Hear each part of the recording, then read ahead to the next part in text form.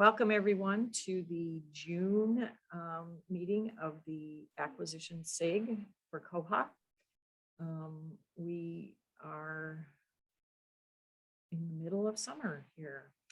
So I'm sure everybody's got their summer reading programs going full bore and all kinds of exciting things going on. The main thing that I wanted to kind of talk through today was I submitted a proposal for an acquisitions presentation to the KOHA's conference, and I would like lots more input on that. If maybe we can have multiple people who have different experiences share their experiences with acquisitions. Because I think there's a lot of libraries out there. I know for us, before we were on KOHA, we did have acquisitions, but we had to pay extra for it. And I think that has that thought or whatever, that kind of, a lot of people that migrate to KOHA just don't even think about acquisitions because it was always something that you had to pay extra for. But with KOHA, it is free. And if we can show, my thought is, if we can show different experiences for how acquisitions is used, we might be able to encourage some people to at least look at it and see what it is. Because the more people that are using it, the more weight that we have with our requests for advancing, enhancing, I guess is a better word, the functionality that's in KOHA. So I was just kind of curious. I know, Barbara, you guys use it without EDI. And then, Marcy, I know you guys use it with EDI. And is your main vendor Baker and Taylor? Is that right? For adult content, our main vendor is Baker and Taylor. Brodart is our main juvenile content vendor. And then we also use EDI with Ingram and with Midwest. Okay. So I'm an EDI fan. Yes. Yeah. So we use it with Findaway, Midwest Tape, and Ingram. Those are the three that we use EDI with. But yeah, if we could show different experiences, different, I think, like most things, a lot of libraries do take the same module and their workflows are a little different, just to show some maybe different workflows that we have, different ways that you can use it. I mean, there's always the purchase suggestion part of that people can use with, maybe not necessarily with the rest of it, but just showing how much easier, especially I was going to say, so the bug, and I'm not, it's like an 8,000 number. It's a really low number. It's an old bug. That's what I'm trying to say. For receiving multiple items at the same time it's 8179. Okay. 8179. There it is. It pops up in one of the top search results for me. Not that I've been watching it. And I know that for non-EDI libraries, this is huge. This is a huge time saver. And that is now, I just want to verify which release this ended up in.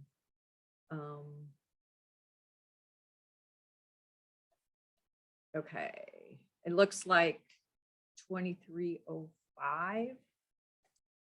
Would that be right? 20. No, 20.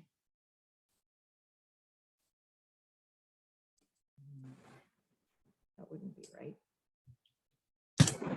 doesn't really tell me. It Yeah, just says, it says 2305 Rhonda. It oh, wasn't backported to 2211, but it is released in 2305, which is the version that just came out last month. okay, got it. Yeah. So, yeah, that feature or function, we obviously won't have that to show people at the Koha conference, but becoming this fall, I guess, late fall. So that's something to look forward to. yes, very much so.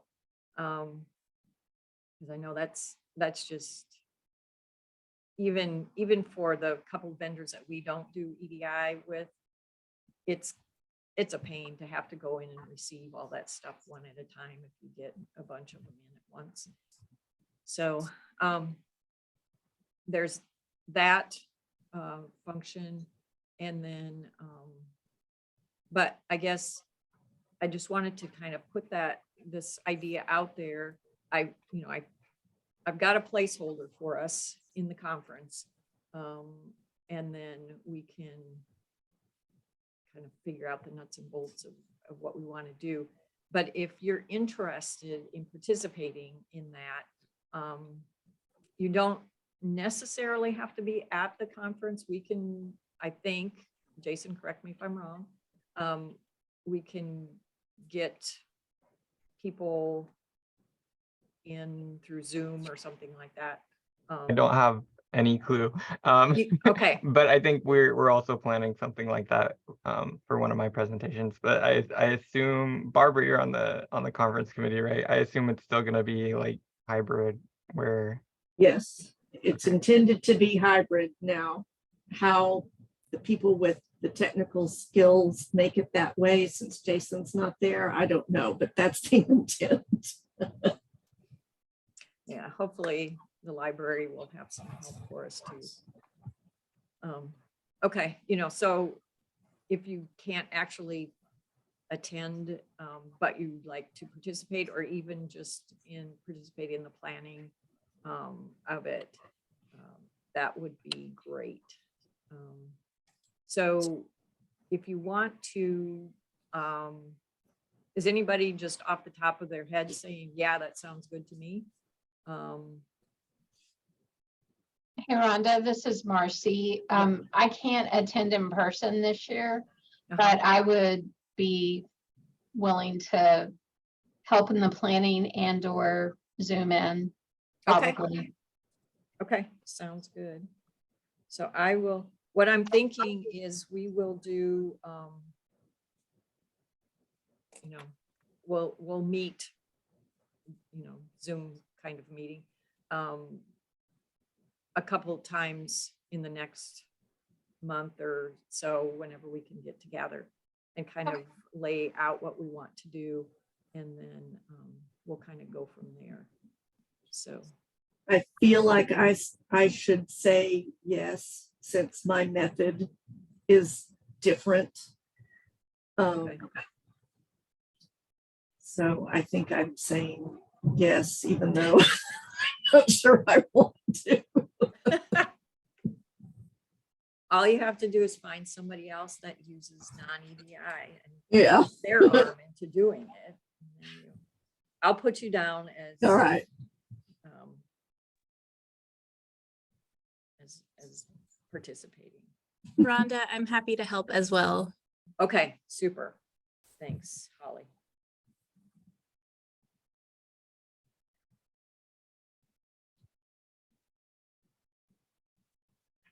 All right, so I will just send out like a meeting invitation to those people, the four of us so far. And then even if you don't want to participate as such, you can help with the planning and, just sit in on the meeting and kind of learn. Maybe you'll learn something about stuff that way. So if you're interested, if you need to think about it, whatever, just drop me an email and I will include you on the meeting invitation. And I will send out an invitation just asking what time works for, pardon me, for everybody, and we'll figure out a time we can all get together. So Marcy, you're Pacific, is that right? And then, yeah, and then, go I'm ahead. sorry, I missed what you said. Your Pacific time? No, we're Central. Oh, I'm in you're Central. Dallas, Oh, yeah. McKinney. Right. Then all of us are Central so far. Oh, that makes it easier. Yay. Okay. Well, this will be the Texas version of acquisitions. Mhm. Yeah. Cool.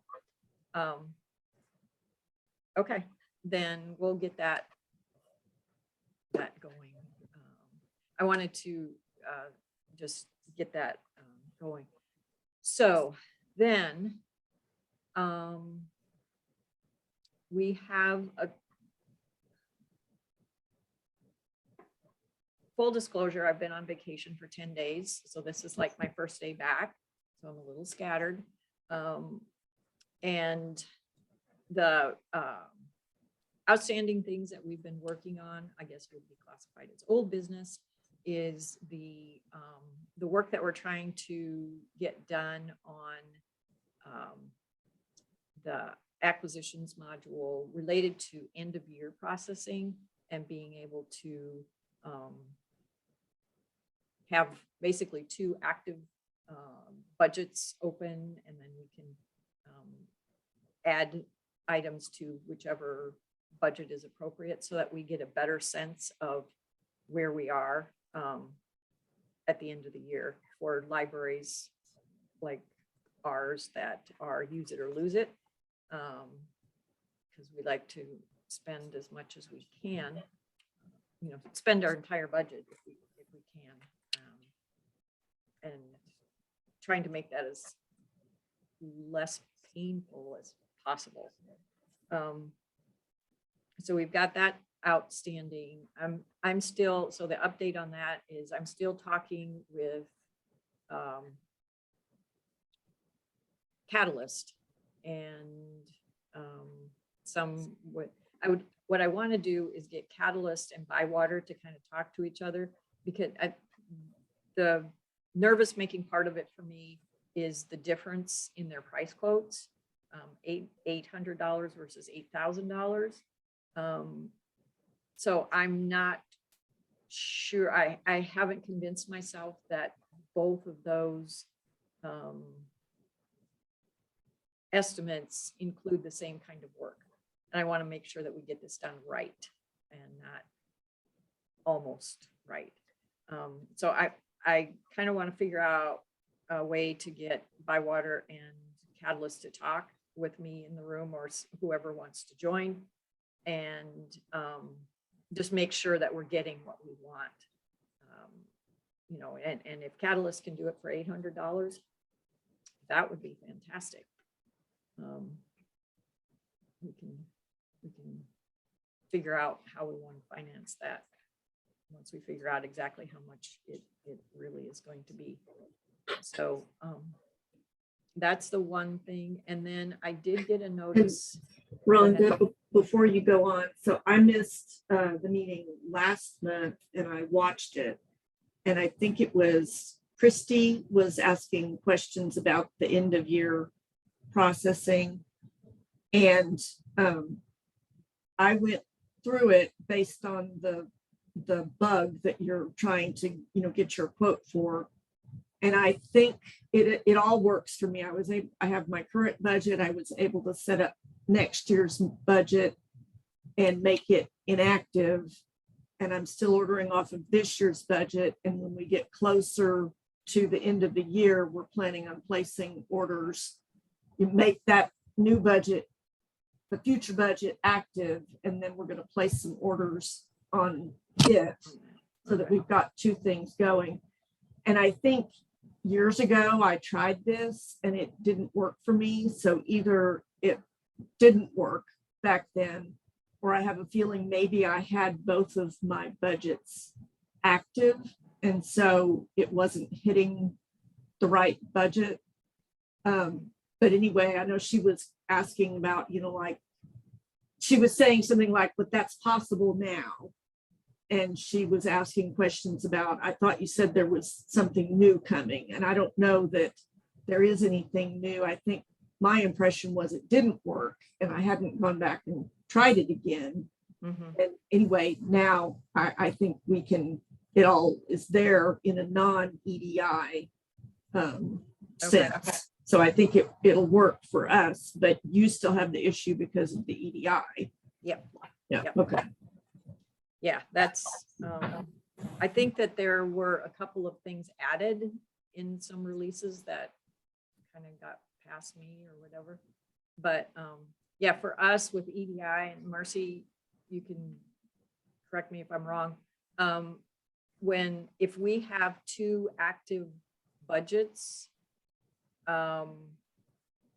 and order or receive on, when we've got 2 active budgets, the default is to always go to the newest active budget. It'll always receive it on the newest budget. And that we want to be able to control that, because sometimes that's okay, but most of the time, it's not okay, because if we're still in the current fiscal year, most of the stuff that we're going to get in, or if we're receiving in the current fiscal year, we want it to go to the older of the 2 active budgets. And Yeah, I haven't tried having 2 active budgets Okay. since the very first year when it was not great. yeah, So I always have my new budget that I'm ordering my standing orders against inactive, and I use a different fund code so that there is no way that those items will hit this year's budget.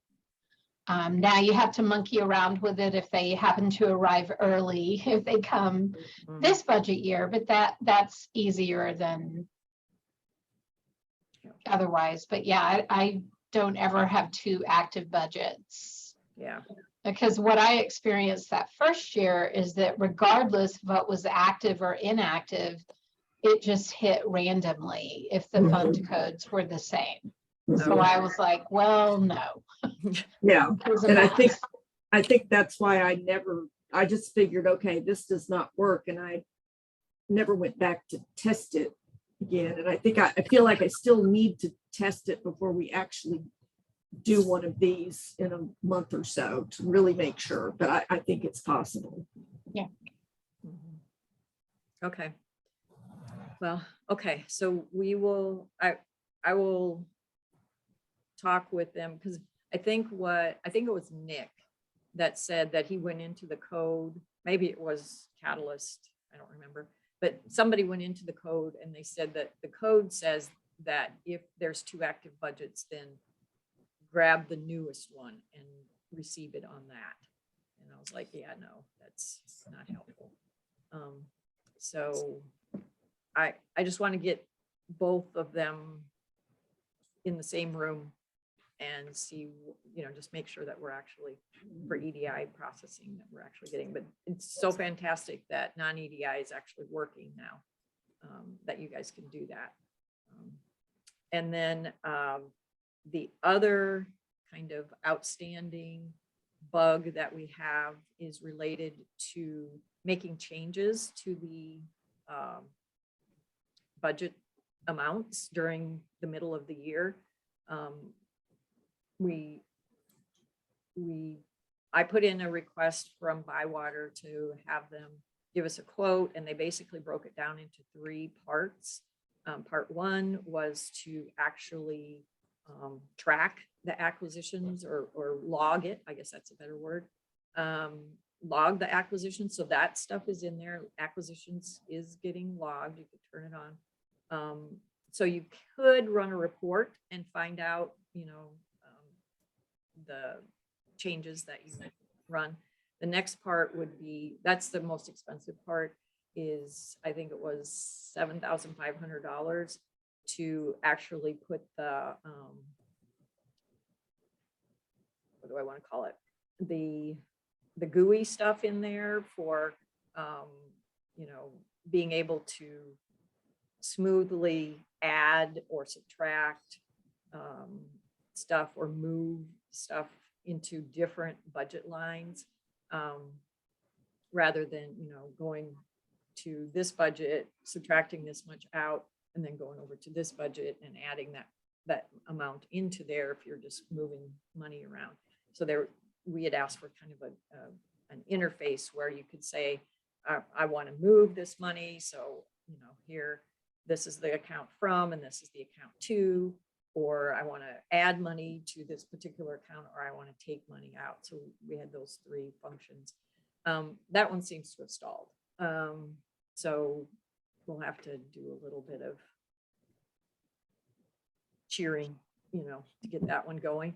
And, you know, these are the kinds of things that we can talk about as part of our presentation. These are the kinds of functions that would really make the acquisitions more powerful and easier to use and more helpful to the libraries.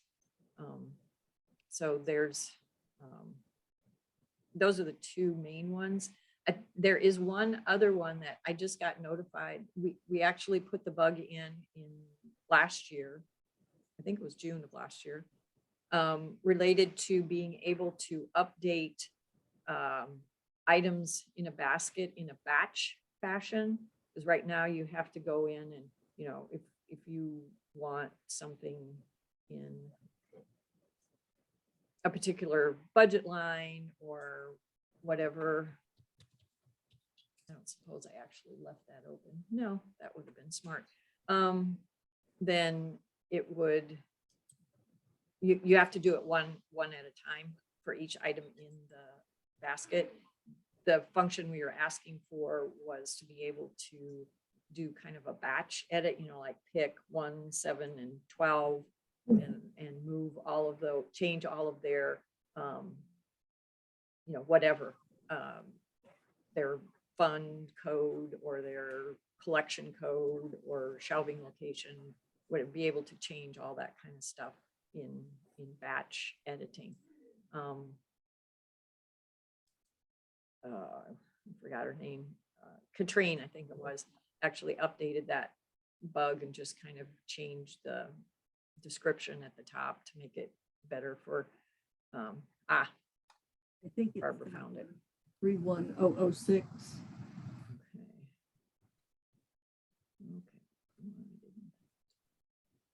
There we go. Yeah, so it's still in new status. So if you want to go in 31006, if you want to go in there and put your 2 cents in there and kind of get some activity around that one. So it's the ability to make batch changes to order lines in a basket.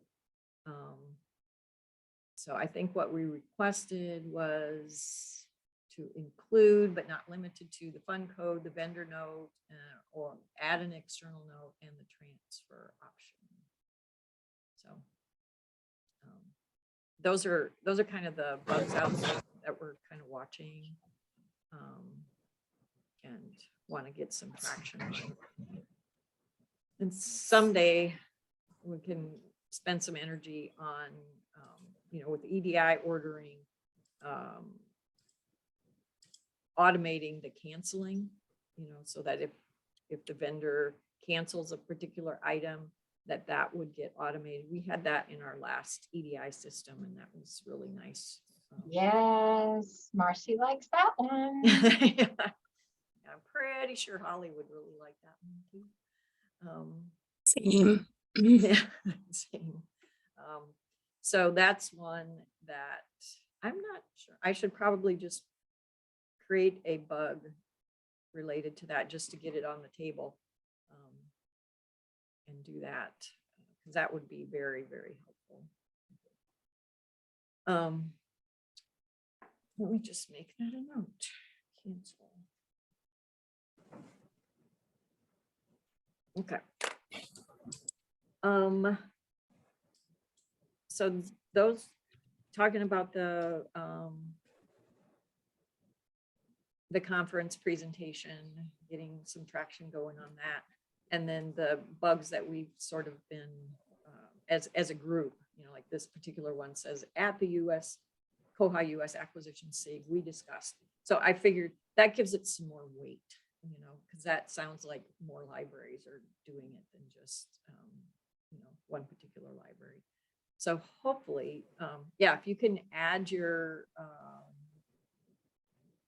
thumbs up to that one, maybe give another case for it, you know, how it would be useful for your library, that would be great. And that holds true for all the other ones. I didn't have the time to actually figure out what the bug was for the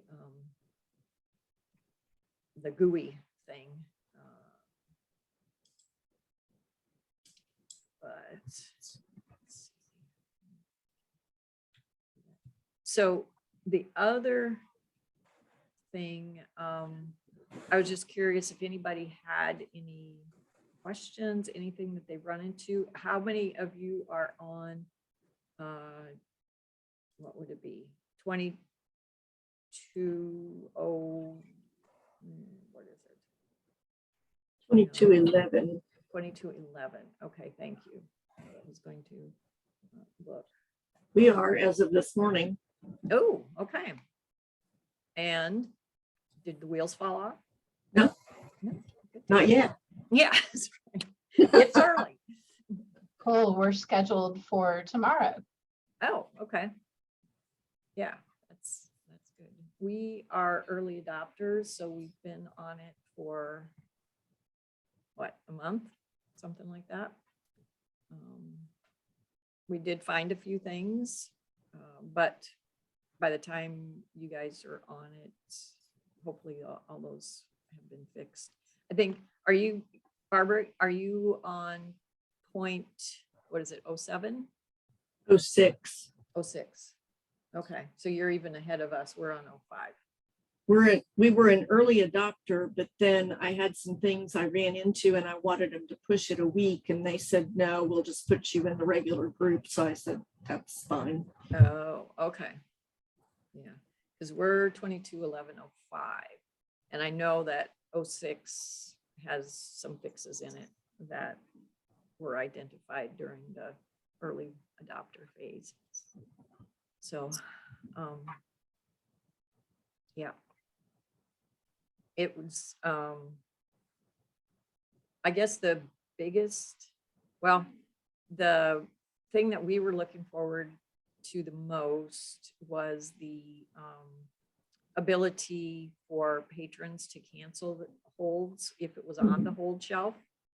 And that works great if you have a Koha OPAC, but if you have an Aspen OPAC, it doesn't work so great. And hang on 1 second.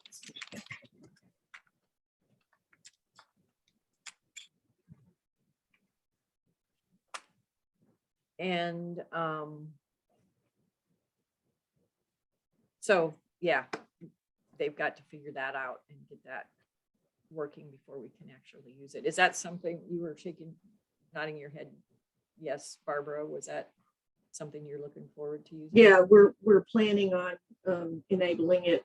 I'm going to let them get used to stuff for a little while.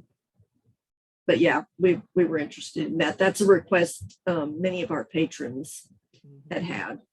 So. Yep. Yeah, same for us.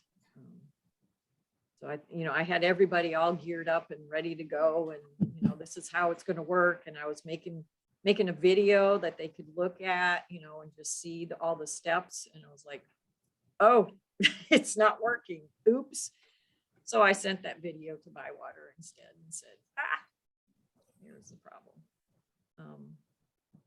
But yeah, other than that, oh, and the catalogers are thrilled with the, the item template function where they can create templates for different item types and not have to, click all those boxes or drop downs or whatever. So that's pretty exciting. I don't think there was a lot for acquisitions in this release. I don't think it really changed our workflow that much. Yeah.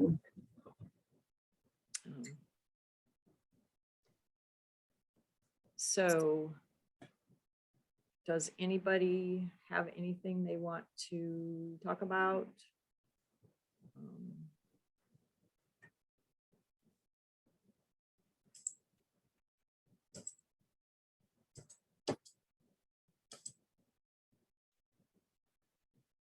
If not, I can give you 25 minutes of your day back.